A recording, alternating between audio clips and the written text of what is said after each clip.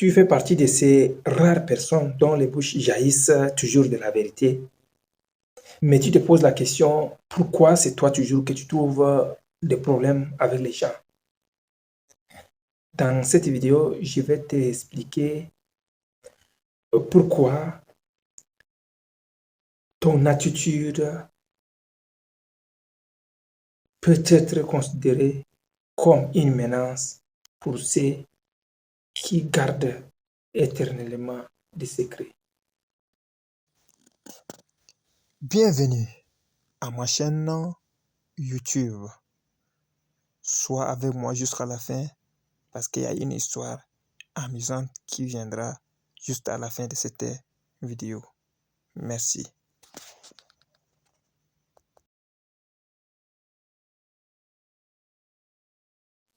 Alors, retiens ceci, tu n'es pas mauvais, tu n'es pas vilain, tu n'es pas méchant, tu n'es pas celui-là qui est laid. On te déteste pour des raisons suivantes. Et ces raisons, toi-même, au fond de toi, tu les sais. Voilà pourquoi les membres de ta société, la majorité, te rejettent et toi, tu te culpabilises. Mais tu n'es coupable de rien. Premièrement, tu es celui-là qui aime dire la vérité. Quand tu vois que c'est noir, on te demande, tu dis que c'est noir.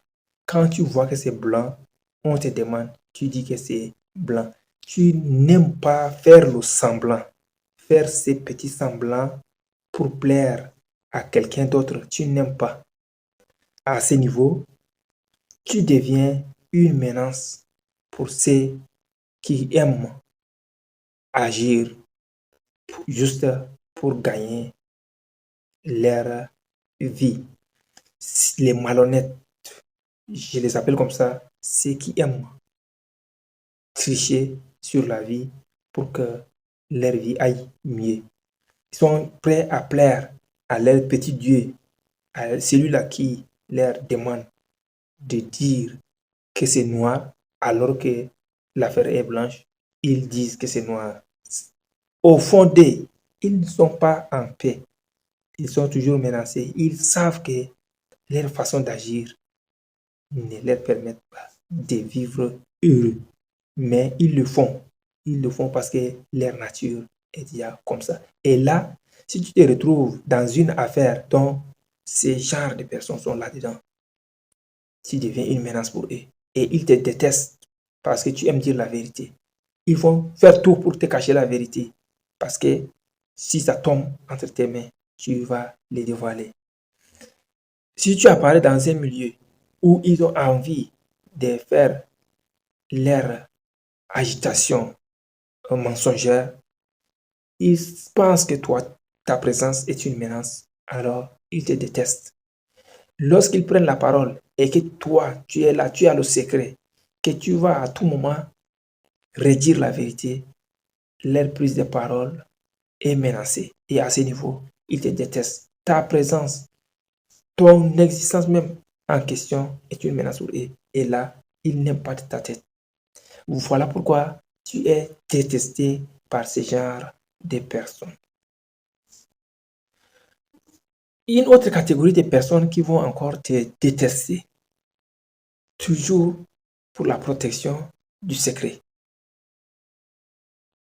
Des personnes hautement qualifiées, des personnes riches, des mentors, des personnes influentes qui se retrouvent dans ton milieu. Et quand on dit qu'elles sont influentes, ça ne veut dire pas qu'elles sont véridiques. Ces genres de personnes aiment utiliser des gens honnêtes comme toi pour montrer leur personnalité. Et pour cela, ils vont te demander de mentir, de créer des mensonges pour essayer d'embellir leur personnalité. Et puisque toi, tu es quelqu'un qui aime la vérité, tu ne veux pas dire des mensonges, tu n'aimes pas manipuler les autres, tu n'aimes pas faire les contraires des choses, alors ces genres de personnes vont te voir comme si tu es une menace pour eux. Puisque tu ne peux pas les aider, tu es inutile pour eux. Mais tu n'es pas seulement que l'inutile individu qui est là. Il pense aussi que ton attitude véridique peut un jour les démolir. Alors à ce niveau, ils vont te détester. Et qu'est-ce qu'ils vont faire? Puisque ces personnes influentes, ils vont mobiliser la masse des traîtres, de ceux qui aiment toujours mentir. Ils vont ils vont les manipuler, les verser sur toi. Et là, dans n'importe quel milieu que tu sortes, on va te détester parce que tu n'es pas mauvais, parce que tu es vilain. Mais on va te détester parce que ta bouche jaillit toujours de la vérité. Ta bouche refuse de mentir. Ta bouche refuse de chanter l'éloge d'un individu que toi, tu n'es pas prêt à le faire. Voilà pourquoi tu es détesté dans des milieux comme la tienne et dans le milieu comme le tien où actuellement tu te sens menacé. Oui, il y a aussi ceci. Vous savez très bien que l'homme est une tombe de beaucoup de secrets. Mais est-ce qu'il faut absolument que la vérité puisse jaillir de nos bouches? À un certain moment, il faut aussi penser à cela.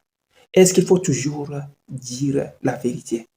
Est-ce qu'il n'y a seulement que la vérité qui sauve? J'aime des gens qui disent toujours la vérité. J'aime des gens qui disent la réalité de ce qu'ils ont vécu. Mais est-ce qu'il faut absolument dire toute la vérité? C'est ici que j'essaie de trancher les deux côtés. Je ne suis pas en train de me balader aux côtés de ceux qui aiment des mensonges. Mais je préfère rester avec ceux qui disent la vérité. Mais qu'ils sachent que ce n'est pas toutes les vérités qu'on les dise en public. Ce n'est pas toutes les vérités qu'il faut les dévoiler. Parfois, il faut garder cette vérité pour protéger certains membres de ta famille, pour garder certaines personnes, pour les protéger. Alors, les vérités, c'est ce sont des bons trucs à les faire savoir. Les vérités, il faut le dire pour que tu puisses te libérer, pour avoir une conscience tranquille pour ceux qui aiment dire la vérité. Parce que c'est ce que la nature que moi j'apprécie. Mais il faut d'abord savoir de quel type de vérité vous êtes en train de vouloir les faire savoir au monde. Parfois, il faut garder cette vérité pour protéger les gens. À titre d'exemple, voici l'histoire. Supposons que vous êtes dans un pays où la loi, elle est stricte. Et qu'est-ce que la loi fait? Lorsque l'on couche avec un mineur de moins de 15 ans, c'est l'auteur de l'acte a droit à une prison de 15 ans avec encore des amendes. Et supposons que dans un tel pays, vous-même, des personnes qui aiment dire la vérité, vous avez découvert que votre propre enfant, votre propre parent, votre propre frère a couché avec une mineure, l'enfant de votre voisin, une fille de votre voisin qui est mineure. Et que vous-même, vous avez découvert la scène et vous êtes témoin, vous avez déjà le secret en main. Est-ce que, à première vue, vous pouvez, avec votre attitude de dire la vérité, vous pouvez aller dire au voisin que voilà mon parent, mon frère, mon fils, mon enfant a couché avec votre fille mineure?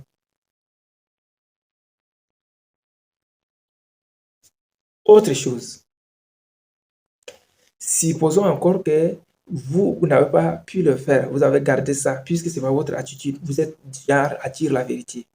Vous avez gardé votre attitude, vous avez gardé ça en secret, mais vous ne pouvez pas le dire, vous avez gardé le secret en vous. C'est une bonne chose déjà. Et supposons que votre voisin s'en rend compte que sa fille est touchée, sa fille a été euh, euh, divergée, sa fille a connu un homme étant mineur et que le voisin se met à enquêter et qu'il vienne vers vous pour vous dire c'est quoi il est en train de faire et qu'il est en train de mener une enquête pour savoir qui a couché avec sa fille et que vous étiez déjà témoin de la scène. Alors, est-ce que vous pouvez dire cette vérité à votre voisin que moi, c'est mon enfant, c'est mon parent, c'est mon frère, c'est mon fils qui a couché avec votre fille mineure? Est-ce que vous pouvez dire ça? Puisque vous savez très bien que dans votre pays, c'est cas, lorsque ça arrive au tribunal, l'auteur a obligatoirement 15 ans de prison ferme avec amende encore dessus. Est-ce que vous pouvez le faire? Voilà à peu près des situations dans lesquelles il n'est pas obligé, on n'est pas obligé de dire la vérité. Parce que la vérité, parfois, quand on la protège, on protège l'entourage, on protège certaines personnes, on protège quelques membres de nos sociétés. Alors, voici euh, ce qu'on va retenir de tout ce que je suis en train de raconter sur l'attitude véridique de certaines personnes. Certes, nous aimons et nous, d'ailleurs, c'est notre nature. La majorité n'aime pas, mais j'aime des gens qui disent la vérité. J'aime des gens qui, lorsqu'ils voient quelque chose, ils le disent textuellement. Ils n'aiment pas mentir, ils n'aiment pas se soumettre à la volonté des autres pour dévier une histoire. Mais il y a une chose, il y a une chose. Voilà pourquoi, même dans des formations professionnelles, on arrive à un certain niveau où on vous dit le secret professionnel. Malheureusement, la politique vient tout détruire. Le secret professionnel est devenu un élément, un outil politique où les gens utilisent pour étouffer certaines vérités. Or, dans l'histoire du secret professionnel, il est dit, tout n'est pas à dire, mais il ne faut garder rien. C'est philosophique. Tu ne dois pas tout dire, mais tu ne dois rien garder comme secret. À toi de savoir comment le faire. Donc, dans la formation professionnelle, on dit ceci par rapport au secret professionnel. Vous ne devez pas tout dire et vous ne devez pas aussi tout garder. À vous de trier ce que vous allez faire savoir aux autres. À vous de trier ce que vous devez garder. Garder peut-être pour un temps ou soit pour toujours. Et ainsi, ma vidéo prend fin. Si vous aimez ce genre de contenu, s'il vous plaît, abonnez-vous à ma chaîne. J'aime ça. J'aime le développement personnel.